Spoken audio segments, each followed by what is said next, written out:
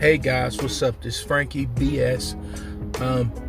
I just want to give you guys a quick update. I've been gone for a minute. March 11th, I had a catastrophe.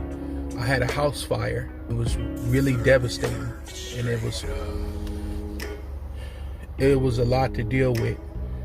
It took us a month, really 2 months, to bounce back on our feet.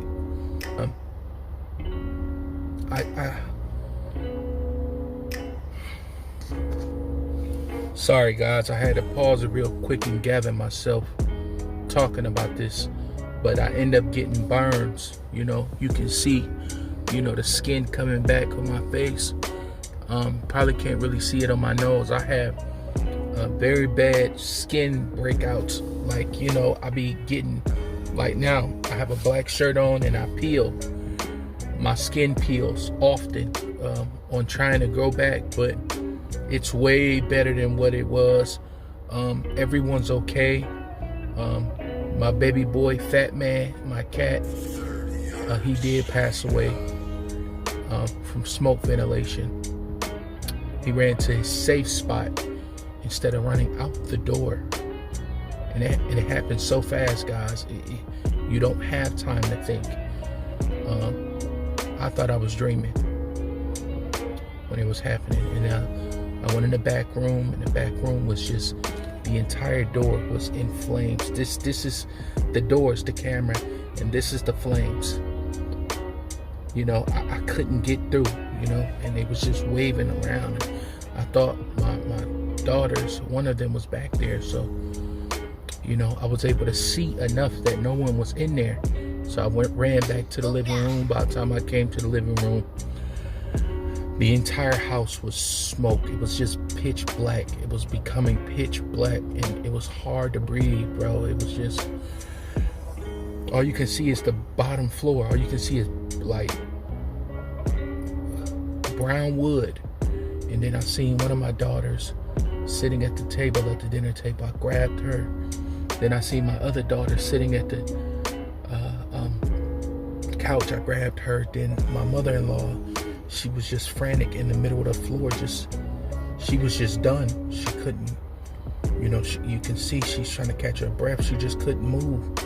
And I'm cussing, come on, we need to get the fuck out of here. Come on, let's go. What you waiting on? And then my fiance, she's popping in and out, trying to gather up things in the room. And meanwhile, guys, I was on the toilet using the bathroom. And that's when I got that news. My fiance bust open the door. And when she bust open the door, you just see it. It was just too late. You couldn't fix nothing. We didn't have a fire extinguisher. I had to go to the emergency room. My face was just on fire, guys. Sweet Jesus. But immediately, once I pushed everyone out the house, I yelled at my neighbor upstairs immediately so he can get out. I honestly thought he was going to have to jump out of the second story window, and he had 2 twin daughters, but they got out safe, man. The Lord been good, man. All praises, to the Most High. We in a new place, and it was just a big struggle, man. The housing economy is insane out here. I wasn't aware. We just got done paying rent. It's the 11th of March, like the 3rd, we just paid rent. That rent money gone. So it's not like we was able to pocket that. And the rent money for the next month, we had to keep it in order to try to get a new place. And to be honest, that rent money, partial of it went to application fees.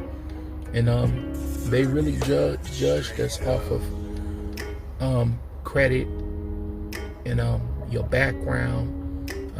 Do you have a criminal background? Things of that nature.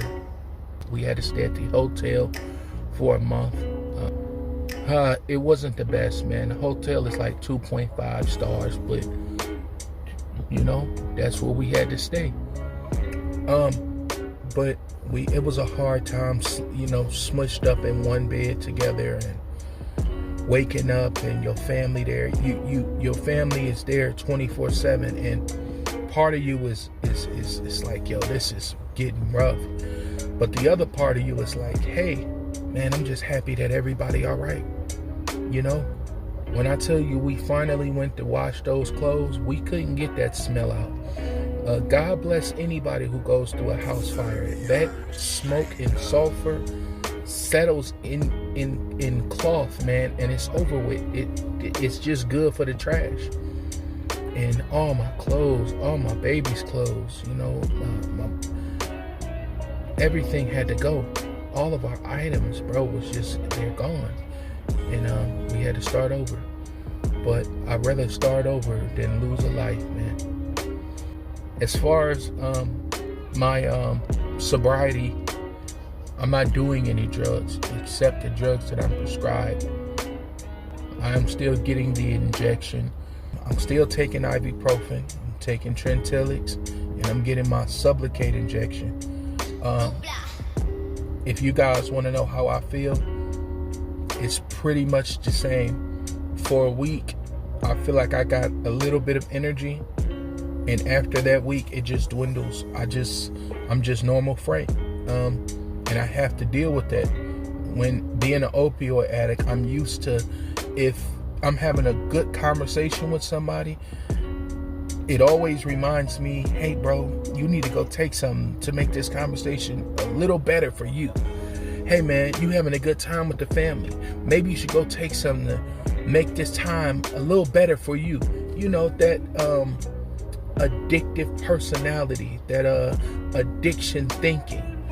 And I just, you know, I'm sorry to tell you guys, but ain't nothing out there in this world gonna make you adapt to normal things that's just gonna happen in life. You gotta learn, when you having a good moment, relish in that moment. Enjoy that moment.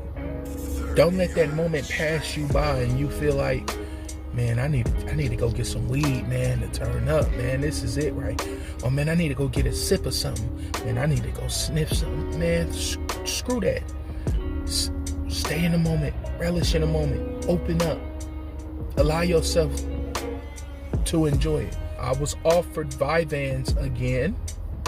I think my last video, I was talking about how I was sick and I was off of Vyvanse and I was feeling horrible.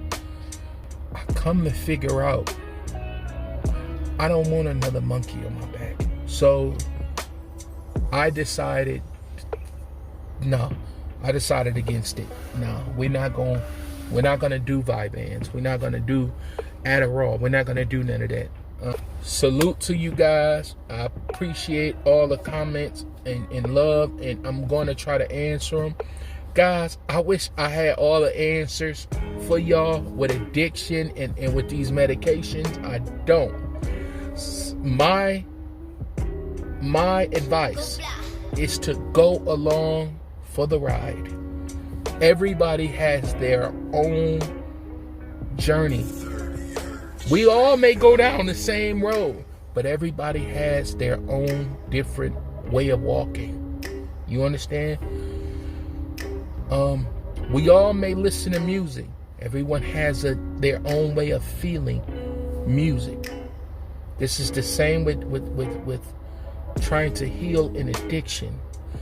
Everyone heals in their own time, differently. But you have to let the process happen. That's my best advice for you guys who's a little anxious about getting your Sublocade injection. And like I always say, I am not sponsored by Sublocade. This is just something I take. If something else work out for you guys, like methadone or something, hey man, that's beautiful. As long as you can walk through this life comfortable. And that's all we trying to do, man. It's do the right thing. You know, it's easy to do the wrong thing, but it's hard to do the right thing, especially when you've been doing wrong for so long. Guys, this is my first video back for a minute, but I love you guys. Y'all stay safe out there. I'm going to try to give you guys more videos, more updates. And as long as I've been making these videos about sobriety, I never brought y'all in my clinic. Next time I'm gonna come in there with my selfie stick, and y'all gonna have to take a wobble walk with my ass. And I'll show you guys, my facility and the process of what I go through. I think you guys deserve it, man. But I love y'all, man. Peace. Live, love, life. Fight the addiction.